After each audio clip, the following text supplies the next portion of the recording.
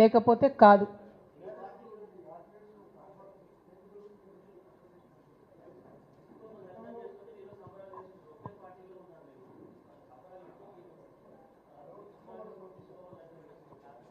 దిష్టి బొమ్మలు ఎవరు దగ్ధం చేస్తారు?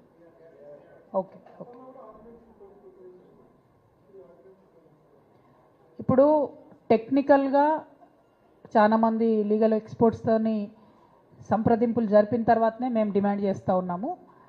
కేవియట్ వేస్తే కోర్టులో ఎవరు కేసు వేయకుండా కేవియట్ వేసి ఆర్డినెన్స్ ఇచ్చి ముందుకెళ్తే సెప్టెంబర్ 30 వరకు అని కోర్టు డెడ్లైన్ ఇచ్చింది. కాబట్టి నెక్స్ట్ 5-6 డేస్లో రాష్ట్ర ప్రభుత్వం ముందుకెళ్తే మనకు ఆగస్టులో ఎన్నికల ప్రక్రియ ప్రారంభమై సెప్టెంబర్ 30 లోపల ఎన్నికలు పెట్టుకునేటటువంటి ఆస్కారం ఉంటుంది. ఎంత హార్డ్లీ మ్యాటర్ ఆఫ్ 1-2 months.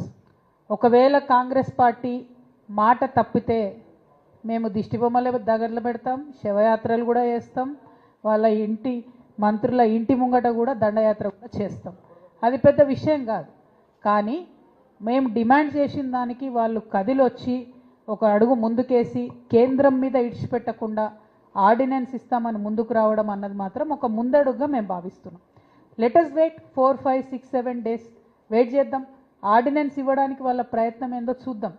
వాళ్ళు కేవేట్ వేయకుండా ఆర్డినెన్స్ ఇచ్చిరంటే దాల్ మే కుచ్ కాలాయ్, లేదు కేవేట్ వేసి ఆర్డినెన్స్ ఇచ్చిరంటేనేమో చిత్తశుద్ధితో ఉన్నట్టు 42% ఇవ్వాలన్నట్టుగా నేను పర్టికులర్గా భావిస్తూ ఉన్నాను. చాలామంది రిటైర్డ్ చీఫ్ జస్టిస్లతోని వాళ్ళతో మాట్లాడిన తర్వాత ఆర్టికల్ 243D ప్రకారం రాష్ట్ర ప్రభుత్వంలో ఇది చేసేటటువంటి ఆస్కారం ఉన్నది. మొన్నటిదాకా మనం ఏమన్నాం, రాష్ట్రంలో చేసే ఆస్కారం ఉన్నా నువ్వు కేంద్రం మీద నెపం వేసి చేతులు దులుపుకుంటున్నాం అన్నాం. రాష్ట్రంలోనే మీరు చేయాలని ప్రెజర్ చేసినాం.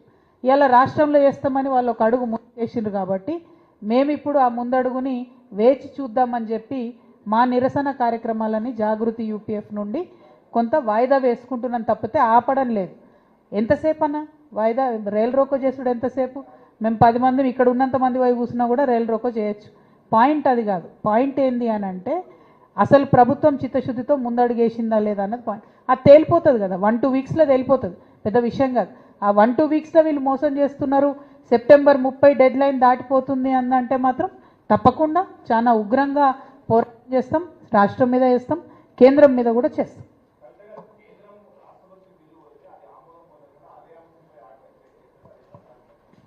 అంటే ఇక్కడ ఒక సాంకేతిక పరమైనటువంటి అంశం ఉన్నది. ఒకటి, కొత్తగా కాంగ్రెస్ పార్టీ పెట్టినటువంటి బిల్లు రాష్ట్రపతి గారి దగ్గర ఉన్నది. ఇవాళ వీళ్ళు ఆర్డినెన్స్ ఇస్తామని చెప్తున్నటువంటిది 2018లో ఆనాడు బీఆర్ఎస్ ప్రభుత్వం పాస్ చేసినటువంటి పంచాయతీరాజ్ బిల్లుకి వీళ్ళు అమెండ్మెంట్ ఇస్తామంటారు.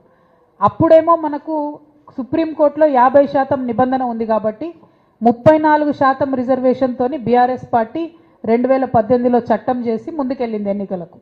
ఇవాళ అడ్వాంటేజ్ ఏంది? ఈడబ్ల్యూఎస్ రిజర్వేషన్ కోసం వచ్చినప్పుడు ఆ 50% నిబంధన పోయింది. ఆల్మోస్ట్ మన రాష్ట్రంలోనే 50% పైచిలకు చేస్తూ ఉన్నాం, అమలు చేస్తున్నాం. కాబట్టి ఇప్పుడున్న పరిస్థితుల్లో 2018 చట్టానికి వాళ్ళు అమెండ్మెంట్ చేసి ఆర్డినెన్స్ ఇచ్చి కేవియట్ వేసి కోర్టులో ముందుకు పోతే సాధ్యమయ్యేటటువంటి ఆస్కారం ఉన్నది. రిజర్వేషన్ 69% కూడా దాటుతుంది, అయినా కూడా ఆస్కారం ఉంది. ఎందుకంటే ఆల్రెడీ ఈడబ్ల్యూఎస్తోని ఆ కోటా బ్రీచ్ అయిపోయి ఉంది. అది ఆనాడు కేసీఆర్ గారు ఉన్నప్పుడు ఆ నిబంధన ఉండే, ఆ సీలింగ్ ఉండే, కాబట్టి మేము చేయలేకపోయినాం. ఇవాళ ఆ అవకాశం ఉన్నది ఈ పార్టీకి. ఈ పార్టీ అని కాదు, 3వ సారి అధికారంలోకి వస్తే మాకు కూడా అదే అవకాశం ఉంటుండే. వీళ్ళ గొప్పతనం ఏం లేదు, అందులో కాంగ్రెస్ వాళ్ళు చేసింది ఏం లేదు, బీఆర్ఎస్ వాళ్ళు చేయలేనిది ఏం లేదు. కాకపోతే పాయింట్ ఏంది అని అంటే టైమింగ్ కలిసి వచ్చింది. ఆ టైమింగ్ని సరిగ్గా వాడుకుంటే పెద్ద ఎత్తున బీసీ బిడ్డలకు న్యాయం జరిగే అవకాశం ఉందని మేము భావిస్తూ ఉన్నాం.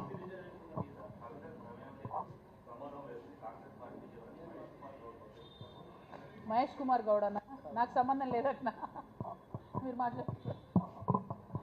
వాస్తవాన్ని కూడా కవితం ఏమంటుంది, ఆయన ఒక బీసీ బిడ్డాడు మహేష్ గౌడ్ అన్న, ఇంకోరు ఆయన విప్పు ఏం పేరు ఆది శ్రీనివాస్ గారు మాట్లాడుతున్నారు. వాస్తవాన్ని కూడా బీసీల రిజర్వేషన్ ఇవ్వంటే నీకెందుకు బాధ అవుతుంది? నువ్వు బీసీ కదా, నీకే హక్కు ఇవ్వమంటుంది, నీకే చట్టం చేయమంటుంది. చట్టం చేస్తే నువ్వే పోటీ చేస్తావు కదా, ఎందుకు ఈ అక్కాసు, ఎందుకు ఈ ఆలోచన? రేవంత్ రెడ్డి గారు కూడా మరి